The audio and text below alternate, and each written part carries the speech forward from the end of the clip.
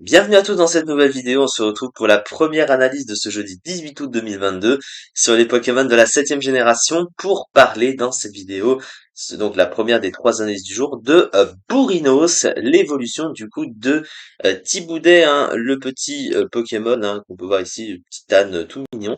Alors du coup, qu'est-ce que ça donne en stratégie? On commence bien sûr par le type. Et il possède un type sol pur. Alors le type sol, c'est un type qui est très fort en stratégie, hein, autant défensivement et offensivement, alors surtout offensivement, parce que c'est un stab, un super efficace sur le type acier. Et le type sol, c'est un type très fort naturellement. Voilà, c'est un des meilleurs types offensifs du jeu, d'assez loin du coup. Il a une immunité électrique, hein, deux résistances poison et roche, donc il a la résistance au piège de roc bien pratique, pour trois faiblesses un peu gênantes quand même, hein, au type plante, glace et eau, mais vraiment sa présence offensive est très utile en stratégie. Alors pour un Pokémon offensif, tu préfères néanmoins un autre stab hein, offensif à côté, hein, c'est ce que je répète à chaque fois, parce que c'est toujours mieux, voilà, hein. Ça donne plus de puissance au Pokémon avec un autre stab offensif, en plus d'un type qui est déjà bon offensivement, comme le type Sol. Alors, ensuite, on va passer au talent du Pokémon. Le premier talent du Pokémon, c'est Attention, qui l'immunise au flinch et depuis la huitième génération à Intimidation. Donc, je suis relativement correct, mais il a un talent beaucoup plus utile que ça qu'on va voir après. Son deuxième talent, c'est Out Tempo ou Tempo Perso qui diminue de la confusion. Donc ça, c'est pas vraiment très utile parce que son talent signature, qui est donc son meilleur talent d'assez loin, c'est Stamina. Stamina, c'est Endurant en français qui va booster la défense d'un cran du Pokémon à chaque fois qu'il va prendre une attaque, que ce soit physique ou spéciale, peu importe.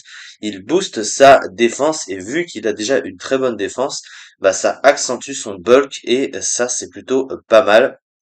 Surtout que c'est à chaque coup que l'adversaire va vous infliger des dégâts, donc vous serez plus bulky, alors pas sur le spécial mais sur le physique. Après si vous maxez votre défense spéciale, et bien avec le talent endurant, vous aurez un bulk énorme, donc ça c'est vraiment pas mal et qui va augmenter avec la durée du match. Donc ça c'est vraiment très utile. Alors du coup, on va directement passer aux statistiques du Pokémon. Alors sur le plan offensif, il a une bonne attaque de 125, donc s'il empêche d'être trop passif et de pouvoir mettre des dégâts plutôt élevés. À côté, il a une excellente défense de 100, une défense spéciale moins bonne, mais avec de l'investissement, ça peut s'arranger. Avec 85 de SPDF du coup, parce qu'il a une bonne base PV de 100 derrière, donc il a vraiment un bulk plutôt bon. Alors son attaque spéciale 55 est évidemment très mauvaise et inutilisable. Et là où c'est par contre très pénalisant, c'est la vitesse de 35 hein, qui est vraiment très nulle, hein. Et c'est très problématique hein, pour un Pokémon offensif ou même défensif d'être aussi lent, même si la défense pour un Pokémon défensif, voilà, c'est moins utilisé. Ça reste quand même pas ouf, hein. T'es souvent obligé du coup de prendre un coup avant de pouvoir agir. Même s'il a heureusement hein, son talent endurant hein, qui lui permet de pallier un petit peu à ça. Mais du coup, c'est quand même très compliqué, et c'est très compliqué à justifier d'être aussi lent en combat pour un Pokémon offensif comme lui. Alors, du coup, on va juste faire un petit titre de comparaison parce que du coup, c'est vraiment ça qu'on voit en regardant un peu ce Pokémon parce qu'il fait penser à un autre Pokémon dans le jeu, hein, puisque c'est Hippodocus. Hein, vous connaissez un petit peu Hippodocus qui a un peu le même esprit au niveau des stats. La seule chose, c'est qu'il n'a pas accès à ce talent endurant qui booste sa défense, mais il a sable volant qui booste par contre sa défense spéciale. Donc, vous voyez, c'est presque pareil. La seule chose, c'est qu'il est plus rapide et il possède quelque chose surtout que ce cher Bourrinos ne possède pas, et on va le voir dans le move pool, et c'est un bon move de soin, hein, ce qui est vraiment problématique hein, pour un Pokémon on va dire semi-défensif globalement, un Pokémon offensif avec avec un bon bulk hein, qui a besoin de se soigner hein, pour pouvoir rester plus longtemps sur le terrain pour spammer hein, ses attaques. Alors, qu'est-ce qu'il a quand même offensivement? Bah, il a plutôt de bons moves offensifs, hein. Il a accès à séisme stabé, cavalerie lourde aussi également. Il a Heavy Slam, un tacle lourd hein, qui fait assez mal, hein, parce que c'est un Pokémon qui est quand même assez lourd. On a tendance à l'oublier, mais il fait quand même 920 kilos ce Pokémon, hein. C'est énorme, hein. C'est plus lourd que Wailord d'ailleurs. C'est assez étrange, parce que Wailord, il semble plus lourd que ça. Mais faut noter qu'il est plus lourd que Wailord, hein. Clairement, il est presque aussi lourd que Bamboisil, hein. C'est un Pokémon très lourd, donc le tacle lourd de ce Pokémon fait très mal. À côté, il a également accès à Close Combat, donc à une excellente attaque de coverage de type combat. Et il a accès à Rock Slide, donc il a le Edgequake avec Close Combat, donc il touche tous les Pokémon du jeu offensivement. Mais son gros défaut, c'est le move de soutien. Déjà, il est très restreint. Il a que les pièges de rock, hein, principalement.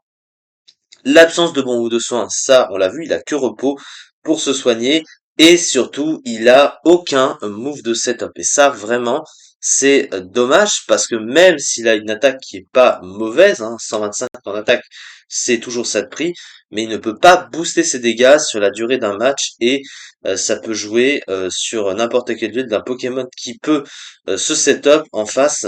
Et malgré le fait qu'il ait son talent, il peut voilà contrebalancer ça et trouver le moyen là, voilà, c'est un peu une niche à setup du coup, hein, parce que le Pokémon il tape, il tank, mais il se place pas plus, il ne place rien derrière, il n'a aucun move de placement à part les pièges de roc et du coup bah ça réduit vraiment son efficacité. Autant offensive et défensive. Défensive parce que du coup il est un peu trop passif parce qu'il ne fait que tanker les coups et booster sa défense. Et à côté il tape sans pouvoir faire plus de dégâts. Et par rapport à d'autres Pokémon, il y a un Pokémon assez défensif en face surtout qui est capable de tanker ses attaques, sachant qu'il ne peut pas se booster du coup. Bah derrière il fait un petit peu ce qu'il veut l'adversaire et voilà, ça c'est vraiment pas ouf par contre.